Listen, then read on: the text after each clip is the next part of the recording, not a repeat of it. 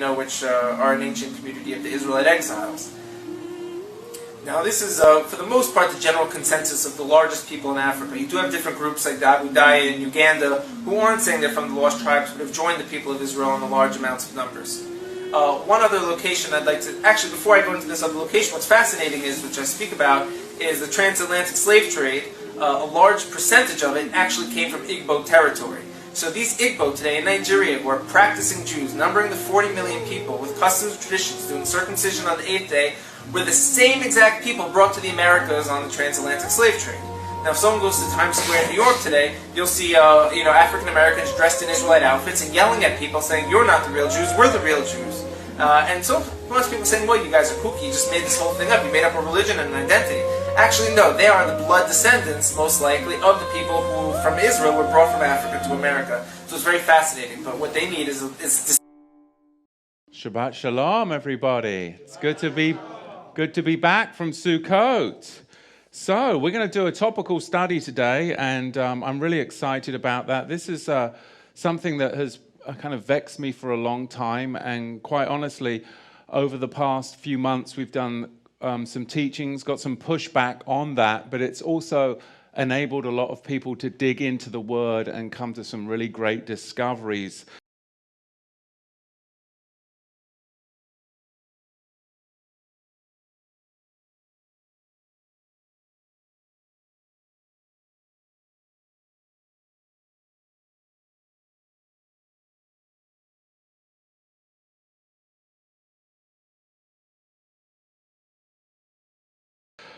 We did a teaching called the Synagogue of Satan, and this really exposed that the state of Israel is not biblical Israel, and that was really hard for some people to be able to see that, because there's such a strong push for Christian Zionism and Messianic Zionism.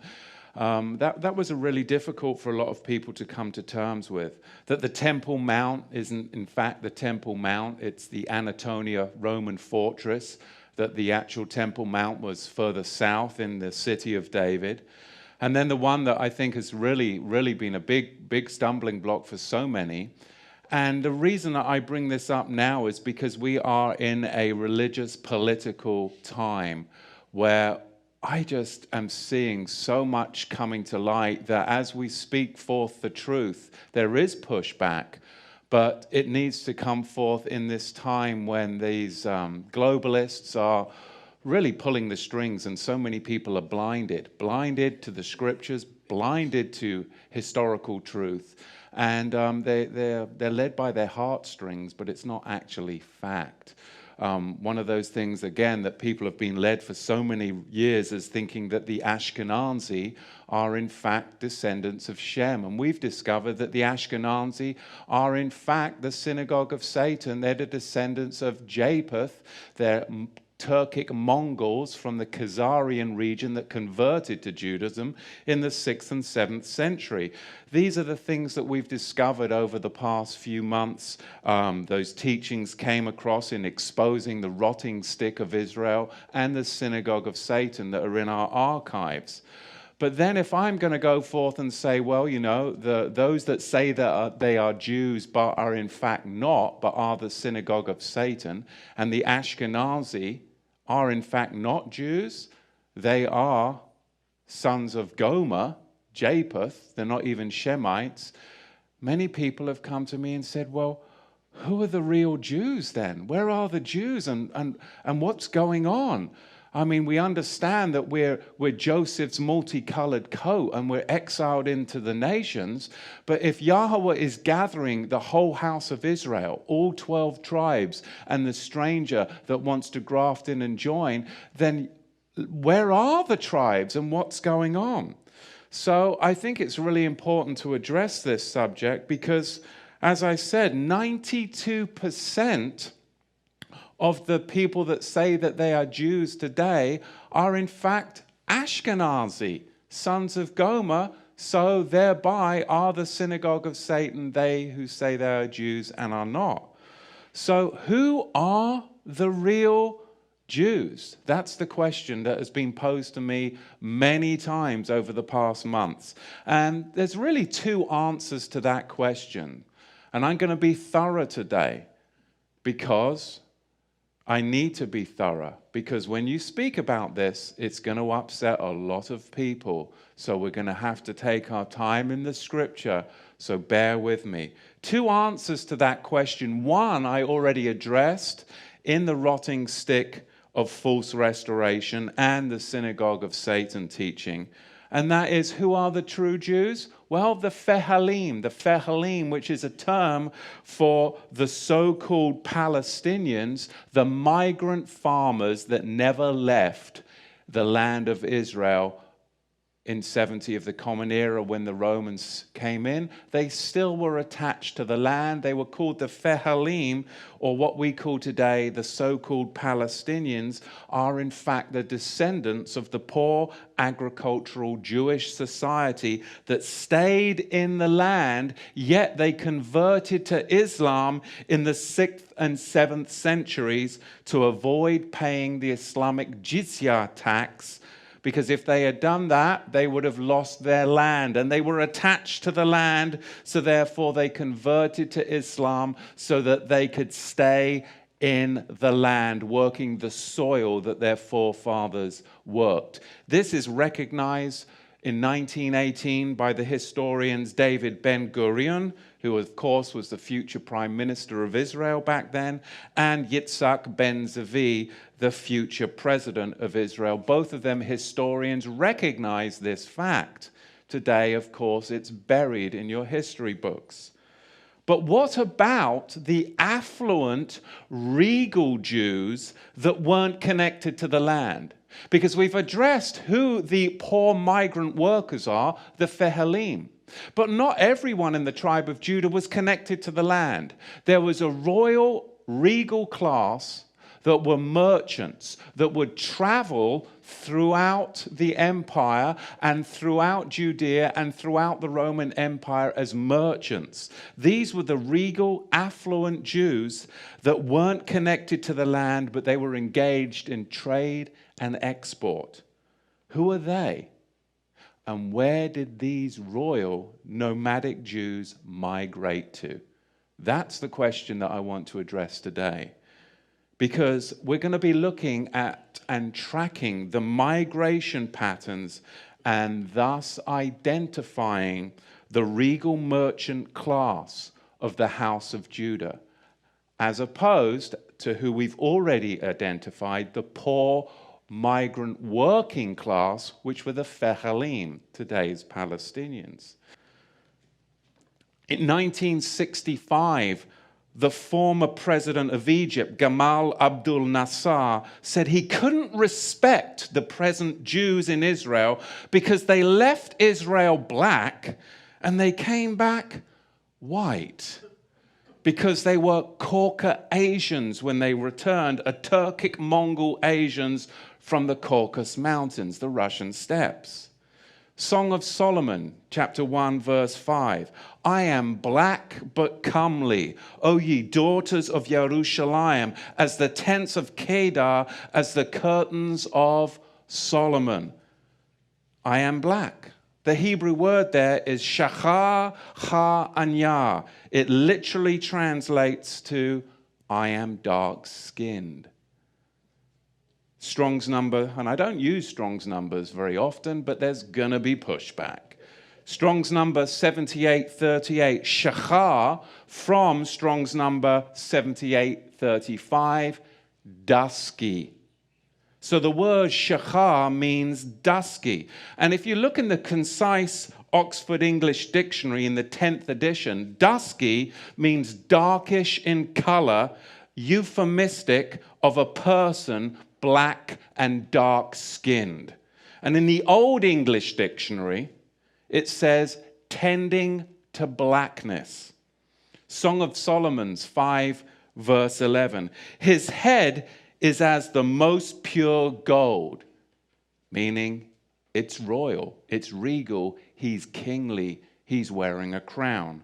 His locks are curly and as black as raven. King Solomon, Melech Shlomo, was black. And only blacks have locks, not Caucasians, no matter what Rapunzel or what was the other one, Goldilocks would say, right? Look at Bathsheba in the Hebrew. Bet Tav Shin Bet Ain, daughter of Sheba. She was the black daughter of Sheba, whose line goes back to Sheba, who was the son of Cush. Cush, who produced the Nilotic black races. Look at this, Bereshit, Genesis chapter 10, verse 6.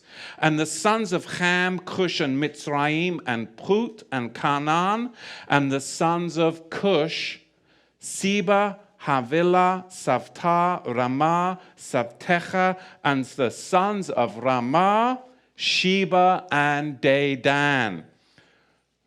And now you're going to say, well, if that's true of Solomon, what about Melech David? What about King David? We know that he was an Anglo because he had ruddy skin, right? Isn't that what the scripture says? Of course. He was Caucasian. No. 1 Samuel 17, verse 42. And when the Philistine looked out and saw David, he disdained him, for he was but a youth, ruddy and of fair countenance. And then you can just move on. But I just don't want to move on. Because when you look at the Hebrew for ruddy is Adomi. Adomi, and it's spelled Aleph, Dalet, Mem, Nun, Yod. And it means reddish black, as in reddish black soil. The reddish black soil connected to the land. And if you don't believe that, Genesis chapter 4, verse 10, Bereshit 4:10, and he said, what have you done? The voice of your brother's dam, blood, cries out to me from the ground. So now here we've got the word play. Dam is blood, Adamah is ground, Adomi is ruddy. We're talking mahogany in color, reddish black. Malcolm X, what was his nickname? Red. Detroit Red. Why? Because he was ruddy in his appearance. He was called Detroit Red. He was mahogany ruddy in appearance. So we have to dig in further, because if King David was an Ashkenazi, white Jew with a reddish complexion, he would have been described as Laban, an albino, but he wasn't. So King David looked more like Malcolm X than he did King Henry VIII, right? But I mean, the DVDs we give our children, right? Oh my goodness, like you were saying, the Israelites have British accents, right? My goodness, it's outrageous. But look at ancient Egypt hieroglyphics, and they are ruddy. The Egyptians have got ruddy black skin, mahogany skin, reddish black complexions. You see, one of King Solomon's sons was later taken to Ethiopia by the Queen of Sheba, whose son had descendants reigning in Ethiopia until when? Until the Ashkenazi, those who say they are Jews and are not, came in and dethroned Haile Selassie in 1974. And that's where we get the Rasta movement, of course, from Ethiopia. Because then, after they dethroned Haile Selassie in 1974, then who did they bring in 1984 to get rid of any of those connected back to biblical Israel? Of course, they bring in Sir Bob Geldof a decade later with his Live Aid migration moving of people for the Ashkenazi communists, and moves everybody from the plateaus into the Live Aid feeding camps underneath Ashkenazi communist control. We already spoke about that earlier at Sukkot. Even the Ethiopian Jews, they're called the Falashas, meaning those that are black. Zephaniah chapter 3 verse 10. From beyond the rivers of Ethiopia, my worshippers, the daughters, my dispersed ones. That's the Queen of Sheba and her sons migrated and dispersed to Ethiopia. Lamentations chapter 4 verse 2. The precious sons of Zion are comparable to fine gold. Verse 8. Their visage is blacker than coal. And the concise Oxford English Dictionary, the 10th edition, tells us that visage is a poetic literary of a person's face with reference to the form of their features. A person's facial expression is what? Blacker than coal. You start to connect the language and you start to see. Bereshit, Genesis chapter 9, verse 27. We have got the Ashkenazi sons of Japheth that have infiltrated into the land and are what? They've got the whole world convinced. The whole world convinced that they are sons of Shem. But look what it says in Bereshit chapter 9 verse 27. It actually tells you that Yahweh, who is omnipotent, it is his will because he has actually deceived them into doing this. They are so deceived into doing this. Look at Genesis 9:27. Elohim will entice and deceive. The Hebrew word there is patah. Patah. He will deceive Japheth, Ashkenaz, the sons of Japheth, and he will dwell, that means Ashkenaz will dwell in the tents of the Shemite. But look what it says in Bereshit chapter 9 verse 27. It actually tells you that Yahweh, who is omnipotent, it is his will because he has actually deceived them into doing this. They are so deceived into doing this. Look at Genesis 9:27. Elohim will entice and deceive. The Hebrew word there is patah. Patah. He will deceive Japheth, Ashkenaz, the sons of Japheth, and he will dwell. That means Ashkenaz will dwell in the tents of the Shemites. Is that what's happening today? Has he deceived the Ashkenazi so much, those from the Russian steppes, the Caucasians, he's deceived them so much that they're actually dwelling in the place where the real Shemites should dwell? Genesis 9 verse 27. You see, Yahweh is the one that has deceived. He has enticed Japheth. Patah, deceived, enticed. He's deceived and enticed the Ashkenazi Jews into believing that they're the Jews, and they've built the Zionist state of Israel today. Is that what's happening today? Has he deceived the Ashkenazi so much, those from the Russian steppes, the Caucasians, he's deceived them so much that they're actually dwelling in the place where the real Shemites should dwell? Genesis 9 verse 27. You see, Yahweh is the one that has deceived. He has enticed Japheth. Patah, deceived, enticed. He's deceived and enticed the Ashkenazi Jews into believing that they're the Jews, and they've built the Zionist state of Israel today. Because what's happened is the Ashkenazi are in fact occupying the tents of Shem, the real Shemites. Shem's not there. It's the Zionist occupiers that are there. Look at Job chapter 12, verse 18. The deceived and the deceiver are Yahweh's.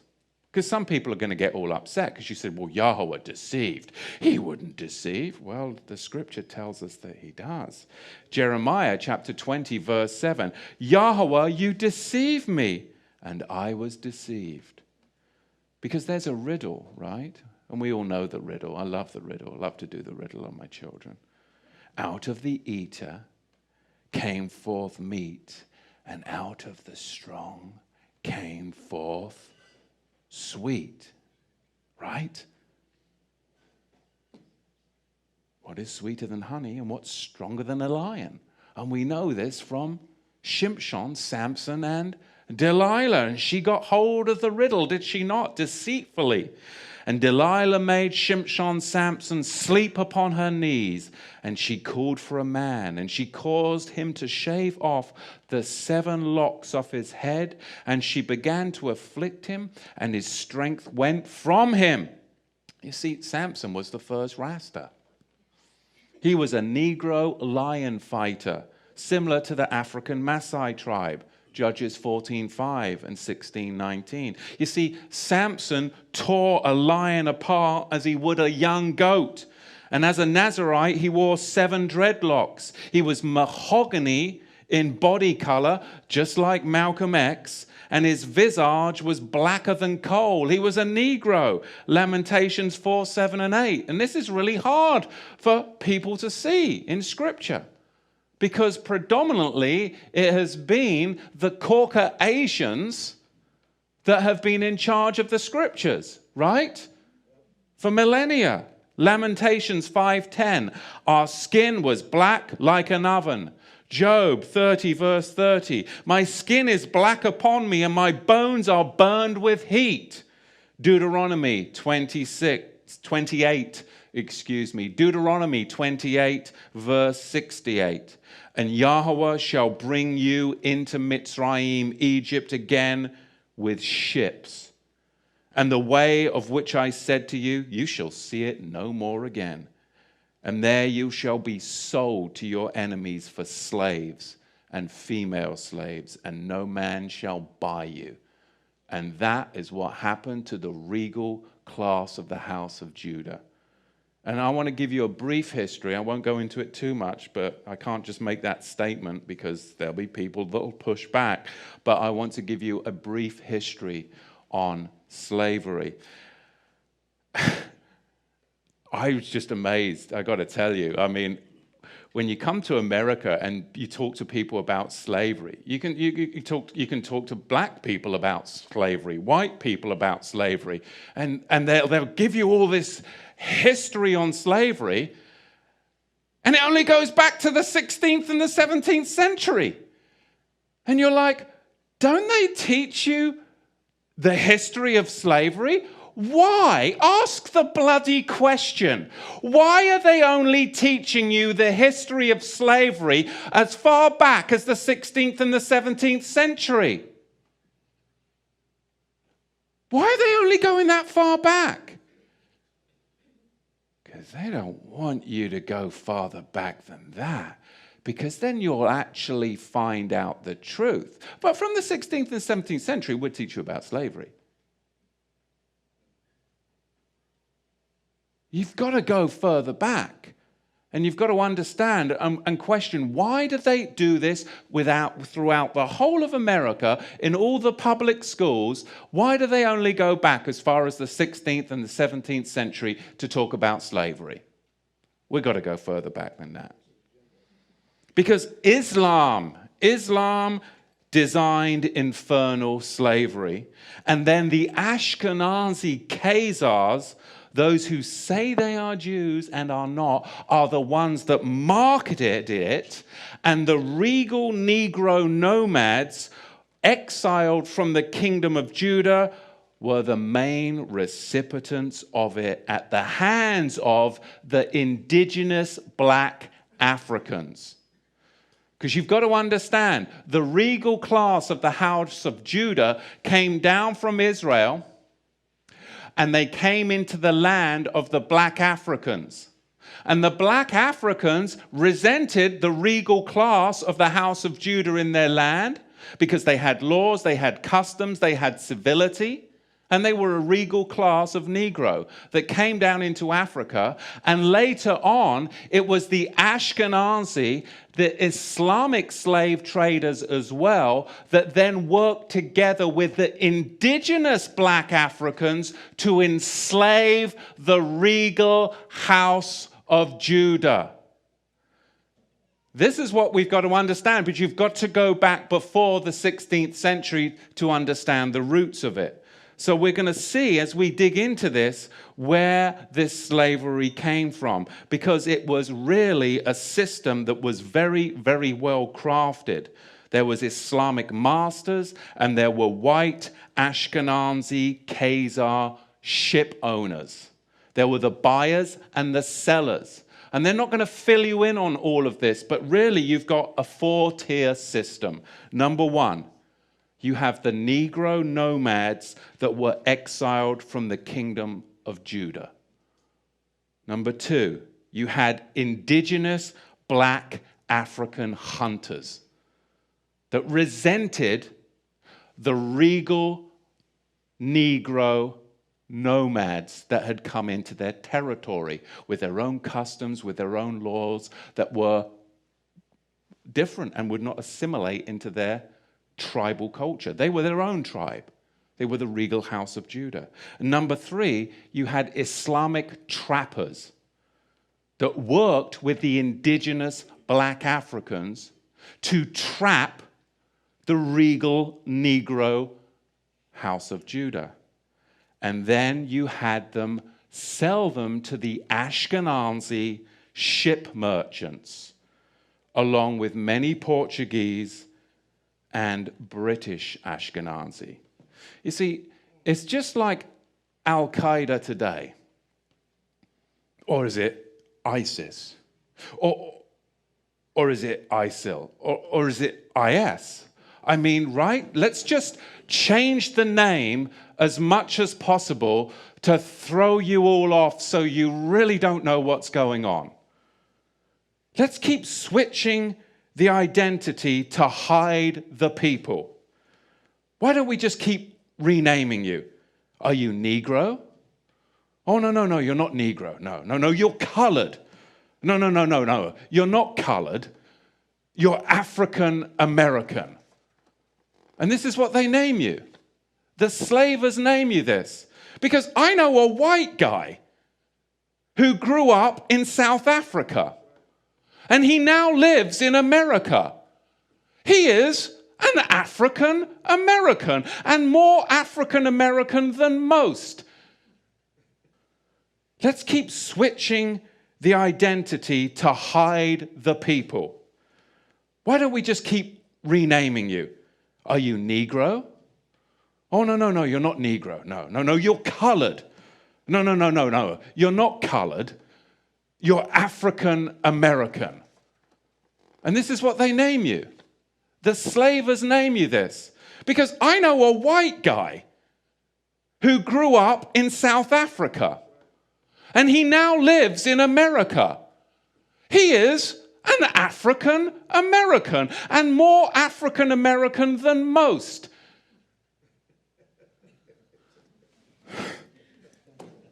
Do you see how African American is a misnomer? It's a misnomer. Don't check that box. It's a title given to blacks by democratic slavers. Okay? Let's be real.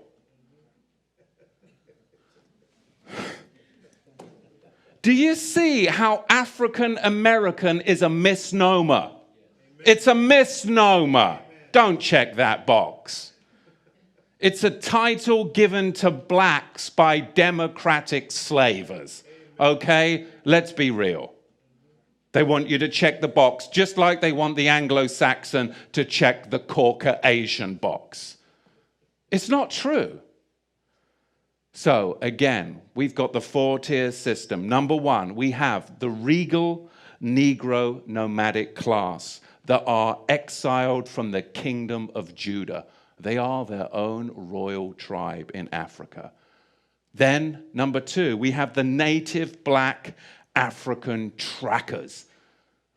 They're going to track them down. And number three, we have the Islamic trappers, because between 650 of the Common Era and 1900 of the Common Era, 10 to 20 million people were enslaved by the Arab slave traders. Over 20 million enslaved Africans were delivered through the Trans-Sahara route to the Islamic world. Can you get your head around that? That's not even touching the Americas. Over 80 million more blacks died at the hands of Islam en route. And number four, we have Ashkenazi Khazar Jewish ship merchants And of course, the Portuguese and the British Ashkenazi were the main buyers. Islam and the Ashkenazi, those that say that they are Jews and are not, were the main sellers. Does that make sense? You've got to dig into this further. We have the two tiers right there. We have the Islamic trappers, and then we have the Ashkenazi ship merchants. You see, the Romans, they were globalist slavers. They were globalists then and now. They just migrated to Gaul, Ashkenazi, the sellers, and Britain, the British, of course, the buyers. German Jewry and British Jewry, where have they gone to? Well, they've descended upon Wall Street, upon Hollywood and Washington, D.C., as we see it right now, just to fuel this cataclysmic final war of globalism, which is none other than renaming colonialism. And this is the world that you and I live in. And I'm so sick and tired of these talking heads when it comes to the election time, trying to enslave everybody and cause racial division to try and get the votes. When ultimately, if Israel would just wake up to who's enslaving us, regardless of our skin color, he says what? I am Yahweh your Elohim that delivered you from slavery. We all need to get out from underneath this slavery system, and we need to come together as Joseph's multicolored Melchizedek cloak. But we've got to help identify who are our Jewish brothers and where are our Jewish brothers as the whole house of Israel comes together. Because Islam and the Slavic regions, I mean, where do we get these names? Yugoslavia, of course, Czechoslovakia, Slovakia. These were all regions of bestial slavery that eventually arrived on the African continent. These were areas where Islam invented infernal slavery up in those Slavic regions that then eventually arrived on the African continent. And the black regal Negroes of Judah were the recipients of it. But not only black Judah, but Europeans were even kidnapped by the Arabs and the Ashkenazi traders during the war or peace periods in the medieval times. So, just to recap before we go further, because I don't want you to be confused, because it's of utmost importance. The real Shemites, the Fehalim, the rural farmers found in the land of Israel at the end of the 19th century and the beginning of the 20th century. What we call today the Palestinian Christians, Palestinians and other anti-Zionist, non-Ashkenazi, Torah-keeping Jews worldwide, just like the Yemenite Jews. And two, the real Shemites, the royal, regal, Negro nomads, exiled from the kingdom of Judah, African Shemites who were taken away in slave ships, Deuteronomy 28, verse 68, by the synagogue of Satan, the Caucasian, white Ashkenazi Jews in the 17th and 18th century. Because Ashkenazi slaving, the history of it is outrageous. Let me read something to you. This is from the Ashkenazi Jew. He's a scholar, Jonathan Shoresh, and he says this. Jewish merchants routinely possessed enormous numbers of slaves temporarily before selling them off. If a slave auction fell on a Jewish holiday, it was postponed due to a lack of buyers and sellers. The Jews of Suriname gave their slave plantations Hebrew names, such as Machanaim, Nachamu, and Goshen. Rabbi Herbert Bloom adds that the slave trade was one of the most important Jewish activities. One of the most important Ashkenazi Jewish activities. In 1694, Jews owned 9,000 regal African nomadic Jews from the house of Judah. In 1694, they owned 9,000 enslaved from the house of Judah. Jewish slaving is confirmed in the Jewish Encyclopedia. But you start talking about it, again, you're digging into historical truth, not sacred history. So why does the American black history exist solely for the past 400 years, beginning in the 17th century? And all you hear about is, well, the transatlantic slave trade. But there's so much more than the transatlantic slave trade. You've got to go further back. I want to quote to you from Babylon to Timbuktu. It's a book by Rudolph R. Windsor. This is page 84. Quote, "In the year 65 before the Common Era, the Roman armies under General Pompey captured Jerusalem. In 70 of the Common Era, General Vespasian and his son Titus put an end to the Jewish state with great slaughter. During the period of the military governors of Palestine, many outrages and atrocities were committed against the residue of the people. During the period from Pompey to Julius, it has been estimated that over 1 million Jews fled into Africa, fleeing from Roman persecution and slavery. The slave markets were full of black Jewish slaves." Page 86. "Many Jews fled to those parts of northwest Africa known as Tunisia, Algeria, Morocco, and Mauritania. Many other Jews fled to areas where Rome didn't have any jurisdiction. This was the region to the south, the Sahara Desert, and the Sudan. You see, in the 1930s, it was an established fact that the regal class of Negro nomads exiled from the kingdom of Judah, that they resided in Songhai, in Mali, in Ghana, in Kenem, in Bornu, in the empire, and within the Onadu forest of Dahomey south of Timbuktu. Communities complete with Aramaic Torah scrolls." On page 90, from Babylon to Timbuktu, it says this: "The black Jews had an advantage over the African tribes." Now, this is going to tell you why the native indigenous black Africans worked with Islam to trap the house of Judah and sell them to the Ashkenazi ship owners that were also Portuguese and British Ashkenazi ship owners. And that's the history we want to see. Why did this happen? Page 90. "The black Jews had an advantage over the African tribes. They carried their culture, they carried their history, laws, and written records with them. This assured them a constant precedent for the development of a higher social organization. Because of the stability of the black Jewish culture, the Jews were not absorbed into the autochthonous population. In fact, the Jews absorbed some of the native tribes. The Jews made use of every opportunity. They were an industrious and skillful people.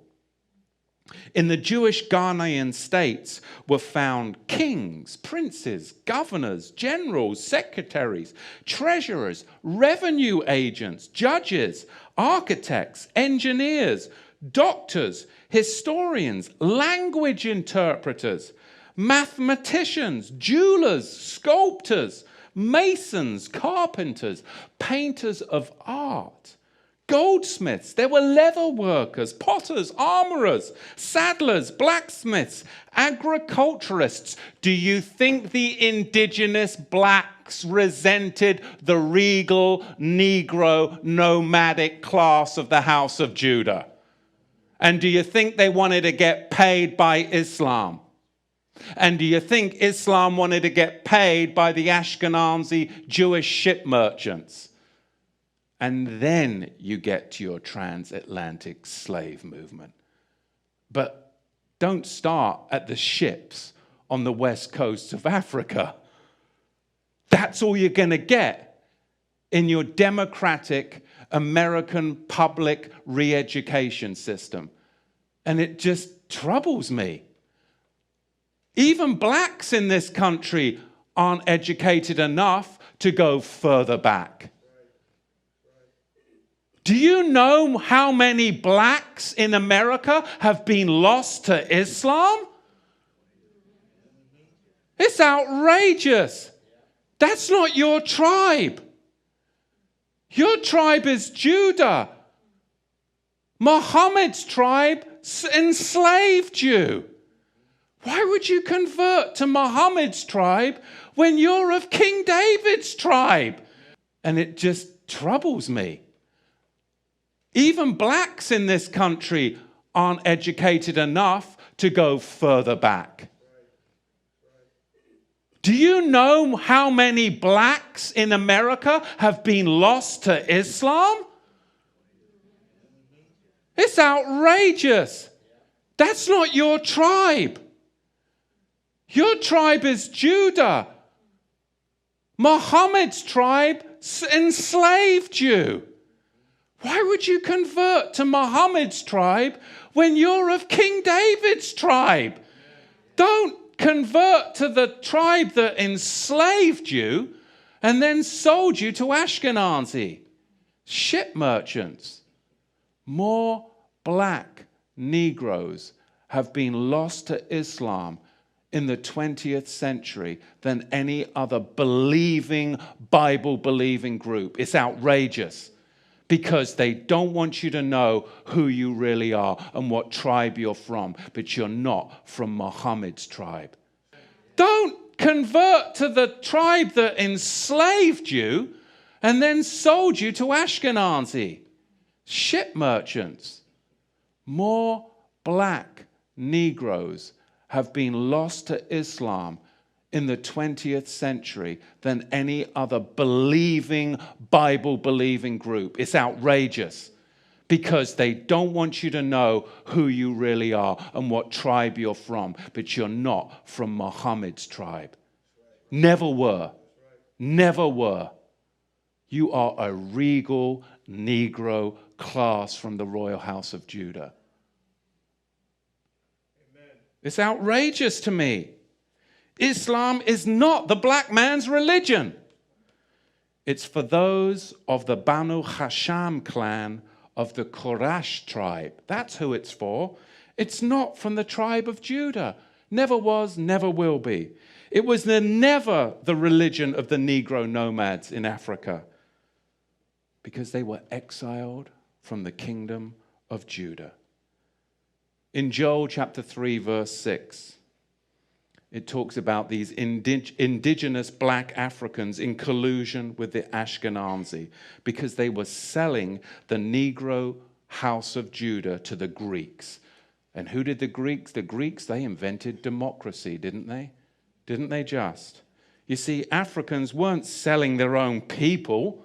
They were selling a tribe that had encroached upon their land, a higher educated, regal class that had judges, coppersmiths, goldsmiths, and all of this, and they did not assimilate in, and they wanted their stuff, and they wanted to get paid by Islam, and Islam wanted to get paid by the Ashkenazi ship merchants. I wish at this point to particularly to apologize deeply on behalf of the chiefs and people of Gold Coast and Ghana for the atrocities, the cruelty, the inhuman treatment that were committed 400 years ago by my ancestors during the Atlantic slave trade,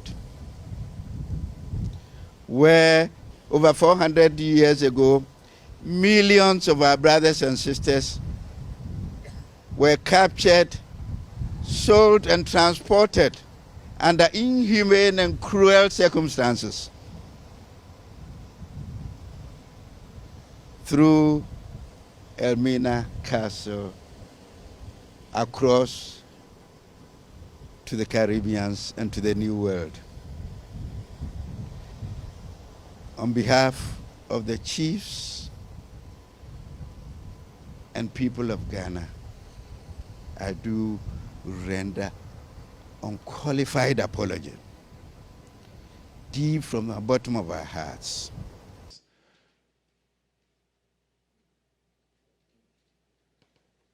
The Igbo tribe of Africa, they're Jewish. If you were to look, just look at old maps of the African slaving maps. There's an old map of, I think it's Guinea in maybe in the 1720s, 1730s. There's this old map, and it's called a Slave Coast map. Look on that. It's the Slave Coast map of Guinea, 1736. And you look on the West Africa map of 1747, and it says right on the West Africa map of 1747, Kingdom of Judah. Right there on the map. On the 1747 Slave Coast map, Desert of Seth. Well, who was Seth? He was Adam and Eve's third son after the death of who? Abel. Desert of Seth, right there on an African slaving map.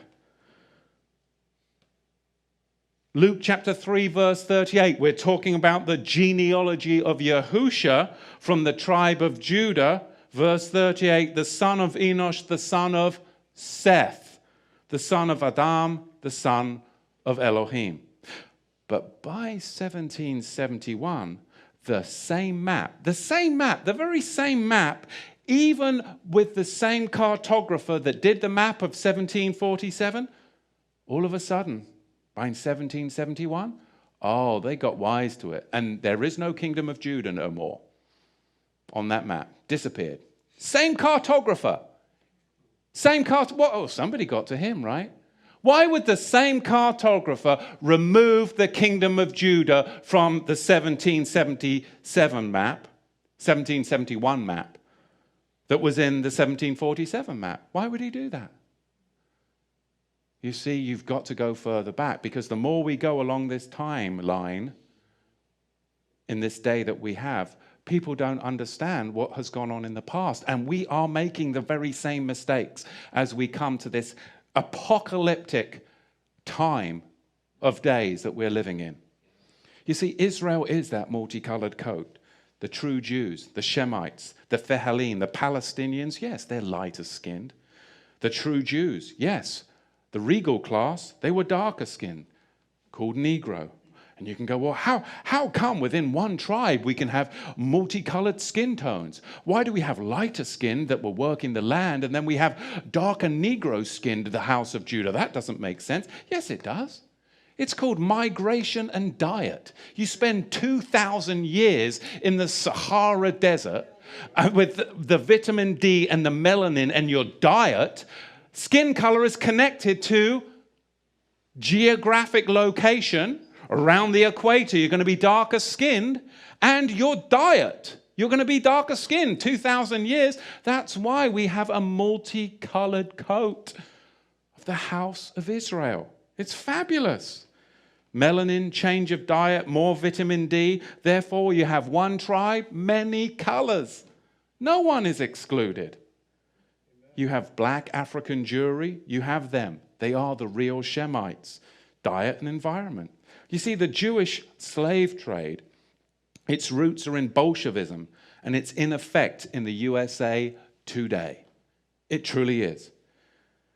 In Al-Andalus, which was Islamic Spain, that's what it was called back in the day, there was a guild of Ashkenazi Khazar slavers. They were traders in Constantinople, which of course was the capital of the Ottoman Empire.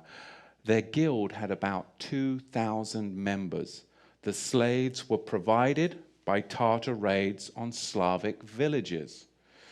Until the late 18th century, the Crimean Khanate maintained a massive slave trade with the Ottoman Empire and the Middle East. They exported about 2 million slaves from Poland, Lithuania, and Russia from the period of 1500 to 1700 of the Common Era. So it's not just the regal class of the House of Judah that were enslaved, but all of those areas around what we call today the Slavic regions, they were, of course, enslaved by Islam. What's the number one slaving country today? What's the number one country that America is economically, politically in bed with? The number one slaving country in the world today, Saudi Arabia. Our whole currency is connected to a slaving country that enslaves women, children, and men from all over the world. And they say nothing. And they're funding our politicians. Funding our politicians. And you don't think this message is relevant? Because people just, well, let's just stick to, safe and secure. Meanwhile, we're all going down the street to destruction. Do you really think they care what color your skin is? They just want to enslave you all. But they don't want you to really tell the black Negro in America what tribe he's from and who truly enslaves him. Because then guess what? Your voting base is really going to change, is it not? Oh, and we wouldn't want that now, would we? So we'll just give you your history from the 17th century forward. We won't, tie it into the Ashkenazi that have totally... More blacks in America have been lost to the Luciferic Ashkenazi music industry as they promote Beyonce and all of this wicked. It's not regal royal class of the House of Judah. They use and they abuse to enslave people. Until the late 18th century, we see at the height of the American Civil War, who was the Union Army general? Of course, Ulysses Grant. He later became the president. And what did Ulysses Grant do? He expelled the Ashkenazi from all of the southern states. Do you realize that? He expelled all of the Ashkenazi, they who say they are Jews and are not, from the southern states. Why? Why did Ulysses Grant expel the Ashkenazi, they who say they are Jews and are not, from the southern states, the Confederacy, which were under his military control? He totally expelled them. Because the Ashkenazi Khazar Jews were engaged in so much slavery, black market smuggling and swindling activities that it was undermining the Confederacy's war effort, that he expelled them. Because that's what they do and had done for hundreds of years. And this is the irony of it all. The irony of it all. More black Americans have been lost to the Ashkenazi slavers, their gangster rap, Beyonce's form of Luciferianism, than any other group. What an irony. More African Americans have been lost to Islam in the 20th century. What an irony. More than any other New Testament believing community. Yet Islam is the largest slavers of people of color in the world today. What are we doing? 11.5 to 14 million blacks in America arrived here because they were enslaved by Islam and sold to the Ashkenazi ship merchants that are producing the black culture today, music, movies, to enslave you and to enslave me. And now we come to the politics, and I can't take it We got what? How many more days do we have? Oh, too many. And this is the biggest irony. And I feel like I am walking around and I'm like, am I the only one? Because it seems real simple to me. I didn't grow up in this country. How come I know this stuff? And you guys grew up here and you don't know this stuff? Or do you know this stuff and you just don't care? Because I didn't study American history. I mean, yeah, we had a spattering of it, but even I knew this. How come you don't know this? More black Americans have been lost to the Democratic Party than any other group in the 20th century. Progressive Democrats in the early 20th century are the ones that implemented sterilization of blacks. Democrats. Post-1970s, Democrats have opened the largest concentration of Planned Parenthood and abortion clinics located where? In the black communities. They're killing Negroes. Killing the regal class of the House of Judah. Republicans abolished slavery. Can we realize that? Democrats supported slavery. Republicans gave blacks the vote. Democrats tried to keep the vote from blacks. Republicans passed the 1964 Civil Rights Act. Who opposed it? Democrats. The first black Republican was elected to the US Senate in 1871. But the first black Democrat was elected to the US Senate in 1999. It only took the Democrats 128 years. Oh my goodness, am I crazy? Because I'm seeing something here. The first 22 blacks elected to the US House were all Republicans. All civil rights legislation from 1865 to 1965 was passed over the objections of Democrats. All civil rights legislation. All civil rights legislation. The Democrats have stood in the way of civil rights for over 100 years. So now you go, well, why are so many black Negro royal class of the House of Judah caught up in voting for those that would try to enslave you? Historically, we'll tell you the Democrats have kept you in slavery because they're still enslaving you and they're still keeping you in slavery. They just rename it, remarket it, remanufacture it, but nothing is new under the sun. Democrats want to enslave you. All civil rights legislation from 1865 to 1965 was passed over the objections of Democrats. Every civil rights initiative for that 100-year period, from the Civil Rights Act of 1866 to the 13th, 14th, and 15th Amendments, to the Civil Rights Act of 1875, was proposed and passed by Republicans.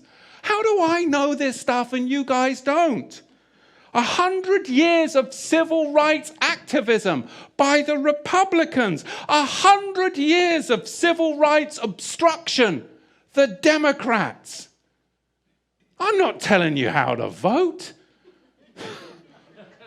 Make your own decisions, people.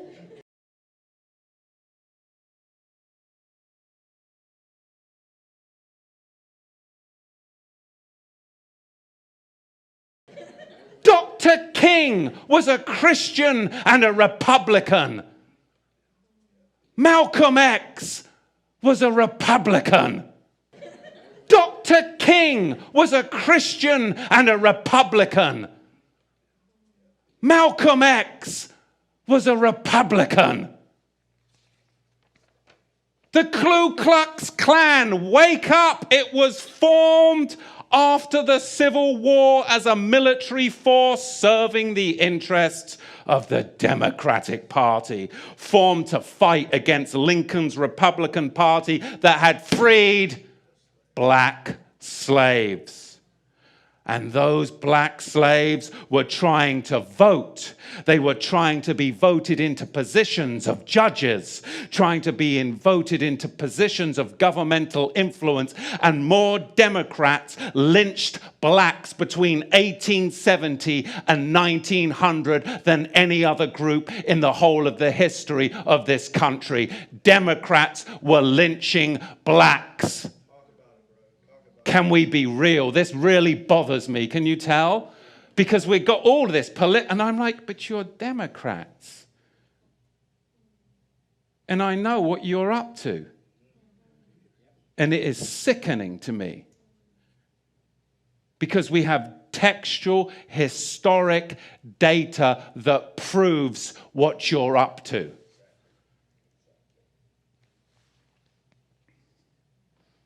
So how did the regal class of the House of Judah get so caught up in slavery?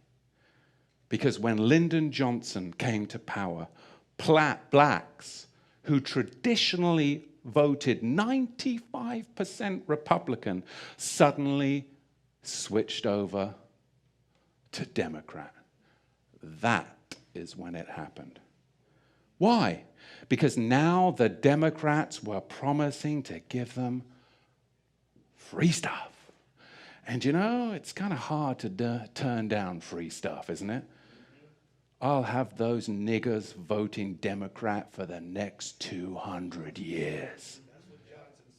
I'll have those niggers voting Democrat for the next 200 years. Lyndon B. Johnson confiding in two governors why the passage of his civil rights and welfare legislation was important in 1963. Can you not see who's trying to enslave you? Come on, man. It's the difference between house slaves and field slaves. Field slaves, I mean, man, they lived dreadful lives. Dreadful lives of hard outdoor labor, picking cotton, or even worse. They were always looking for the opportunity to escape, those field slaves. But the house slaves, on the other hand, they get to wear their master's clothes. Well, yeah, I mean, they were hand-me-downs, torn and tattered, but they would receive free meals. They would have the leftover scraps from their master's table. And when the field slaves came in and they would say, let's run, let's get out of here, the house slaves would say, well, run where? Where are we going to get anything better than this? Right? So it is with modern day black liberal Democrats. They're house slaves. House slaves. You vote what you want, but don't vote due to propaganda, color, and ignorance of your own history and what tribe you truly belong to. The reality is, blacks are being pimped like prostitutes by Democrats. Quanal X. You see, too often black believers have espoused a Christianity that ignores their blackness instead of appreciating and speaking to it from history and the scriptures. And that's the problem. Jeremiah chapter 2, verse 14. Is Israel a servant? Is he a homeborn slave? Why was he plundered? Is Israel the servant of Yahweh, as one born in his house? Why then is he treated as with one with no master to protect him? Because if you live outside your master's house, if you live outside his covenant realm, you're going to be enslaved. And that's what's happened. John chapter 8, verse 35. And a slave does not abide in the house forever, but a son, he abides forever. We have to go to the door of Yahusha because we've got to become a bondservant, which makes you a son, because that's the change of status that entitles us to abide forever. And this is it. It's the healing hands that would come and take away that leprosy. Because that's what we see, the leprosy of racism and the leprosy of slavery. But within leprosy, you have all the pigmentations of mankind. Because first, the leper's skin would turn yellow and red, and then black, and then white. And it is only Yahusha that can heal that kind of wound. And that's why I'm telling you this, because it is only Yahusha that can bring the whole house of Israel together. And he's the one that can heal that wound, because he is the Son of the Most High who said, I am Yahweh, your Elohim, and I'm the Elohim that delivers my people from slavers. Amen. Yes, some of us have less pigmentation than others, but we're all part of that multicolored coat of Israel. It's just that we've got to say, come home, regal Negro class of the house of Judah, into the whole house of Israel, because we can see the deception with the Ashkenazi slavers, they who say they are Jews and are not. Globalism is colonialism, and slavery is still slavery, and the Democrats are the biggest slavers out there, and they're the ones that are pushing this globalistic agenda.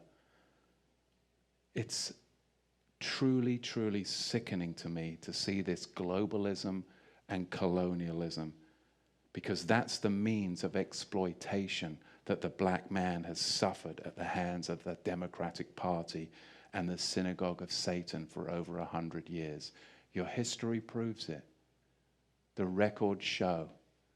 You vote how you want to vote, but don't vote based upon propaganda. Don't vote based upon lies, and don't convert to a form of religion that has enslaved your people for hundreds of years. Islam is not the religion of the black man. Israel, Yahweh, and the tribe of Judah is home for his people to come together as one multicolored coat. And there is no more important time to address this topic. And they financed the overtaking and conquering of other lands, Australia, the Americas, etc. They are the conquistador families. These are the conquistadors, folks. Pizarro, Cortez, all of these bloody murderers. They brought viruses over across the Atlantic, and they spread viruses to decimate the indigenous people and the original black people, because very, very few black slaves were brought over from Africa to America. The black people, the Washita people, for example, down there in the Louisiana area, they were there since time immemorial. The Moroccan or black African Americans, they are the originals, along with the other indigenous Indian bloodlines, okay? So these people had known all along that the indigenous people were God-fearing people and good people, but they created, as we will see, papal bulls to diminish their status to the status of animal so that they could murder them, okay? Welcome to Seven Trumpets Prepper, and to this very important and very special video that I'm doing covering who the true biblical Hebrews are. First off, I want to say, as if the warning at the beginning of the video wasn't enough, I want to make sure and reiterate this, that I'm not a racist person, nor am I a person that hates certain individuals. I love all of humanity. I want to see all of humanity making a new kingdom. But nevertheless, there is true Hebrews.